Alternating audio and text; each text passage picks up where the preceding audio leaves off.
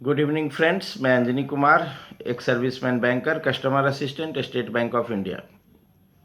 हमारे कुछ सब्सक्राइबर बहुत आतुर है कि सर वेटिंग लिस्ट के बारे में आपने बताया कि वेटिंग लिस्ट 2 और वेटिंग लिस्ट 3 भी आएगा।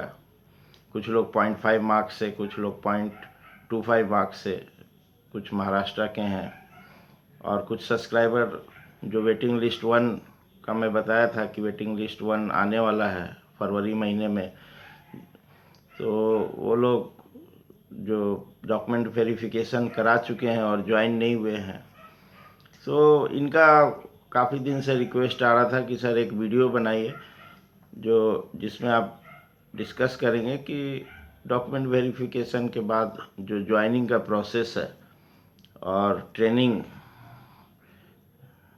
और जो ब्रांच लोकेशन होता है उस बीच कैसे होता है, क्या होता है। तो अपना मैं एक्सपीरियंस शेयर कर रहा हूँ। मैं जो ज्वाइन किया था 2016 दिसंबर में, तो उस टाइम पे मुझे रांची में रिपोर्ट करने बोला गया था। तो जहाँ जहाँ स्टेट बैंक लर्निंग सेंटर्स थे जो, तो सभी को वहीं रिपोर्ट कराते हैं, ठीक है, क्योंकि ज्वाइन होते ही ट्रेनिंग होता है। बट जो 2016 के बाद 2018 में हमारे समय जो ट्रेनिंग थी वो 1 वीक की थी। तो एक एक वीक के बाद हमारे साथ वाले एक जितने लोग को ट्रेनिंग करा सकते थे उतने लोग को ही वो डेट देते थे। सो 19 दिसंबर को फर्स्ट बैच को डेट दिया था, सेकंड बैच को डेट दिया था 26 दिसंबर। तो मेरा ज्वाइनिंग 26 दिसंबर 2016 का है। फिर एक वीक बाद 3 जनवरी थर्ड बैच का। तो हम लोग की ट्रेनिंग एक एक वीक की हुई थी उस समय, ठीक है। तो ट्रेनिंग में बेसिकली हम लोग को एसबीआई का ऑनलाइन कुछ क्लासेस होता है, ई ज्ञानोदय करके होता है। तो उसमें लेसन्स होते हैं, केवाईसी, नो योर कस्टमर्स, और बेसिक चीज़ें हैं, उनके कुछ कोर्सेस होते हैं। तो उसके बारे में थोड़ा क्लास हुआ था और बहुत ज़्यादा एस बी आई जे के ट्रेनिंग में बहुत ज़्यादा कुछ है नहीं, ठीक है। फिर 2018 में जो ज्वाइन हुए उस टाइम योनो लॉन्च हुआ था, जो कि डिजिटल प्लेटफॉर्म है। तो 2018 वालों की training I hope 4 to 5 weeks की थी, ठीक है। उनका 1 महीने से ज़्यादा ट्रेनिंग था, तो काफ़ी लेट आए थे वो लोग। और अभी जो 2020 जनवरी में जो लोग ज्वाइन किए, इनकी ट्रेनिंग 3 वीक्स की हुई। तो सभी को एक साथ ज्वाइनिंग ले लिया था, और चूँकि क्राउड काफ़ी थी तो कुछ लोगों को एडमिनिस्ट्रेटिव ऑफिस में रखा और कुछ लोगों को ट्रेनिंग कराया, कुछ लोगों को डिफरेंट आरबीओ रीजनल बिजनेस ऑफिस होता है वहाँ भेज दिया, बाद में उनको ट्रेनिंग दिया। सो एक कोई फिक्स पैटर्न नहीं है, मैं एक रफ बता देता हूँ। कभी 1 वीक की ट्रेनिंग हुई, कभी 3 वीक्स की हुई, कभी 5 वीक्स की हुई। एसबीआई जो है वो ट्रेनिंग के पैटर्न बदलते रहता है, और ऐसे ही कुछ आईबीपीएस बैंक्स भी करते हैं। उनके भी ट्रेनिंग पैटर्न समय के हिसाब से बदलते रहते हैं। अभी काफ़ी बैंकों का मर्जर हुआ आपस में, आईबीपीएस बैंक्स का। सो ऐसे ही है आपका जो ब्रांच। मैं अपना एक्सपीरियंस बता दूं तो रांची में 1 वीक की ट्रेनिंग होने के बाद फिर वहाँ से, चूँकि रांची 3 जोन में है, उसी तरह सभी स्टेट में जो है 2, 3 या 4 जोन होते हैं जनरली, क्योंकि पॉपुलेशन के आधार पर ये जोन ब्रांचेस डिवाइड होते हैं, ठीक है। तो पहले भी मैं वीडियो में बता रखा हूँ कि मेरा देवघर जोन मिला था। उस टाइम सभी रांची जोन के लिए चाह रहे थे, बट बहुत कम लोगों को रांची जोन मिला, थोड़ा बहुत लोगों को धनबाद जोन मिला था, और 80% लोगों को देवघर जोन मिला था, ठीक है। तो जो पैरवी वाले थे उन्हीं को रांची जोन मिलता है, ये मैं पहले भी बता चुका हूँ। और यही हुआ हमारे साथ भी।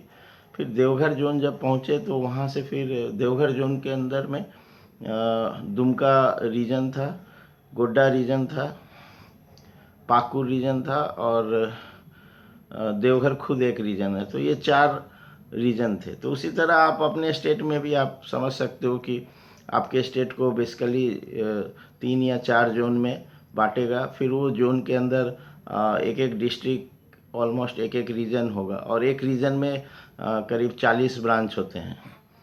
तो देवघर से फिर मुझे दुमका रीजन भेज दिया गया। वहाँ 40, यहाँ पे दुमका रीजन में 44 ब्रांच है।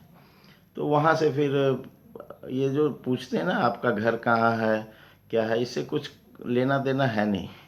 कुछ सब्सक्राइबर पूछ रहे थे कि वो आपको परमानेंट एड्रेस पे पोस्टिंग देते हैं या आपका जो कम्युनिकेशन एड्रेस है उस पे देते हैं, बट इसका कुछ लेना देना है नहीं। वो जस्ट फॉर्मेलिटी के लिए वो आपसे पूछते हैं आपका घर कहाँ है। पोस्टिंग वो अपने रिक्वायरमेंट के हिसाब से देते हैं। और मैं पहले वीडियो बना चुका हूँ, जहाँ पे एजुकेशन फैसिलिटी, मेडिकल फैसिलिटी अच्छी नहीं है वहाँ जनरली कोई पोस्टिंग नहीं चाहता। मेरे कुछ साथी हैं जहाँ मैं पोस्टेड हूँ दुमका में, और मैं मांग रहा था बोकारो में, बोकारो स्टील सिटी में। ठीक है, मेरे कुछ साथी पता चले वो बोकारो में हैं और वो दुमका के हैं, उनसे मैं म्यूचुअल कर सकता हूँ। ठीक है, म्यूचुअल का एक ऑप्शन आता है कि आप 2 लोग आपस में म्यूचुअल कर सकते हैं। तो उनसे बात किया तो वो भी बोकारो छोड़कर नहीं आना चाहते, क्योंकि उनके भी बच्चे पढ़ रहे हैं, वो भी एक सर्विसमैन है मेरी तरह। सो चूँकि बोकारो पढ़ने के लिए बहुत अच्छा जगह है, तो कोई अपने मतलब अगर आपका नेटिव प्लेस डेवलप्ड नहीं है और आप कहीं दूसरे अच्छे डेवलप्ड जगह पे चले गए हैं, तो भी वो लोग वो जगह छोड़ना नहीं चाहते हैं। ठीक है, तो यही इन्फॉर्मेशन शेयर करना था। HR मैनेजर का बहुत बड़ा रोल होता है आपके पोस्टिंग में। ठीक है, और उसको बहुत बड़ा हेडेक होता है। अच्छा, हम लोग की चूँकि मार्क्स अच्छे थे इसीलिए हमारा सेकेंड वीक में ट्रेनिंग आ गया था। जो मैं बताया था कि 19th को फर्स्ट बैच आया था हमारा ट्रेनिंग के लिए, सेकेंड बैच फिर हम लोग गए थे। तो मार्क्स वाइज उन्होंने बैच बनाया था, जिसके मार्क्स अच्छे थे। तो हमने क्या सोचा, यार हमने मार्क्स थोड़ा अच्छा लाया तो हमें वेटेज मिलेगा, हमें चॉइस का पोस्टिंग मिल जाएगा। ठीक है, लेकिन हुआ उल्टा। जहाँ से लोग निकलने के लिए बेताब थे, जो फंसे हुए लोग, पुराने जो आपके सीनियर जो फंसे हुए हैं, जो निकलने के लिए बेताब रहते हैं कि नए लड़के आएंगे फिर हम वहाँ से निकलेंगे और नए लड़के को यहाँ भेजा जाएगा, उनकी रिक्वायरमेंट बैंक पहले पूरी करता है। ठीक है, तो न फिर हम लोग जो शुरू में आए तो हम लोग सभी मैक्सिमम लोग रिमोट में, जहाँ कोई जाना नहीं चाहता वहाँ पोस्टिंग मिला। और जो थोड़ा लेट ज्वाइन किए उनको चूँकि रिटायर होते हैं बड़े बड़े ब्रांचों से, रिटायरमेंट के समय जो होता है उनको सिटी पोस्टिंग जनरली दिया जाता है। चॉइस पोस्टिंग रिटायरमेंट के टाइम एज को देखते हुए दिया जाता है। सो फिर जो बाद में ज्वाइन किए उनको टाउन पोस्टिंग मिल गया। तो यही इन्फॉर्मेशन आज शेयर करना था। मैं अभी जहाँ पोस्टिंग है दुमका में, वो लगभग 40 किलोमीटर दूर है, और अनलकली मेरे ब्रांच से 6 किलोमीटर दूर दूसरा एक ब्रांच है। वहाँ लॉकडाउन, वो वहाँ एक कोरोना पेशेंट मिल गया, सो पूरा वो सील कर रखा है और उस ब्रांच को अब फ़िलहाल रोक रखा है। ठीक है, होप ये इन्फॉर्मेशन जो भी बैंकिंग एस्पिरेंट्स है उनके काम आएगा। ऐसे ही इम्पोर्टेंट टॉपिक पे मैं आपको वीडियो बनाता रहूँगा। जिस टॉपिक पे आपको इन्फॉर्मेशन चाहिए आप कमेंट बॉक्स पे लिखें। ठीक है, thank you for watching my video.